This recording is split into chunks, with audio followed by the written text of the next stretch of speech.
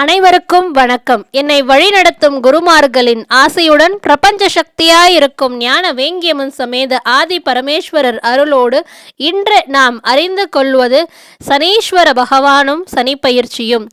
நாளை மாலை 5:30 மணிக்கு இறைவன் சனி பகவான் மகர ராசியிலிருந்து கும்பராசிக்கு பெயர்ச்சியாகின்றார். இறைவன் சனி பகவான் நவகிரகத்தில் 7வது அதிபதியாக வீற்றுள்ளார். எம்பெருமான் சிவபெருமான் அவருக்கு ஏன் ஈஸ்வர பட்டம் அளித்துள்ளார் தெரியுமா? அவர் சிறந்த நீதிபதியாக விளங்குகிறார். தர்மத்தை கடைபிடிக்கும் அனைவருக்கும் அவர் அவருடைய அருளை வழங்குகின்றார். நேர்மையாக நடப்பவர்களுக்கு துணை நிற்பவர். ஞானத்தில் உச்ச நிலையை அடைபவருக்கு அவர் அருள் புரிகின்றார். மேலும் கர்ம வினைகளுக்கேற்ற பலன்களை வாரி வழங்குவதில் அவர் வல்லவராக இருக்கின்றார். கர்மவினை காலத்தில் நம்மை பாதுகாக்கும் சிறந்த அரணாகவும் இருக்கின்றார்.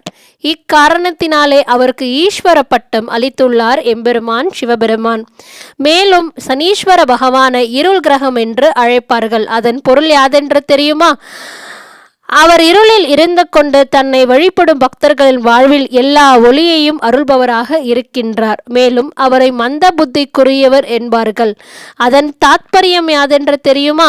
நாம் பிறவியாய் செய்த வினைகள் நம் மனதில் தேங்கி நிற்பதை அவருடைய அருள் பார்வையால் களைபவர் சனீஸ்வர பகவான். மேலும் அவருடைய வாகனமான காகம் நமக்கு வாழ்வில் உணர்த்துவது யாதென்று தெரியுமா? ஒவ்வொரு நாளையும் உற்சாகத்தோடு துவங்க வேண்டும். நேர்மையாக உழைக்க வேண்டும். பிறருக்கும் உணவிட்டு நாமும் உண்ண வேண்டும். ஒற்றுமையாக வாழ வேண்டும். பொறுமையாக சிந்தித்து செயல்பட வேண்டும். இவையெல்லாம் அவர் காகத்தின் மூலமாக நமக்கு உணர்த்துகின்றார். எம்பெருமான் சனீஸ்வர பகவானை மகிழ்விக்க நிர்மலமான மனதோடு புண்ணிய காரியங்கள் செய்யுங்கள்.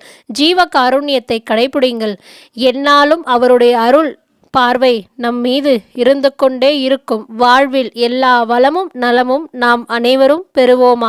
நாளை மாலை 5:30 மணிக்கு ஸ்ரீ ஞான வேங்கியம்மன் சமேத ஆதி பரமேஸ்வரர் ஆலயத்தில் சனீஸ்வர பகவானுக்கு சிறப்பு அபிஷேகமும் பரிகார பூஜையும் தீபாராதனையும் நடைபெற உள்ளன. பக்தர்கள் கலந்து கொண்டு இறைவனுடைய அருளை பெறுமாறு அன்புடன் அழைக்கின்றோம். நன்றி, வணக்கம். சிவா, திருச்சிற்றம்பலம்.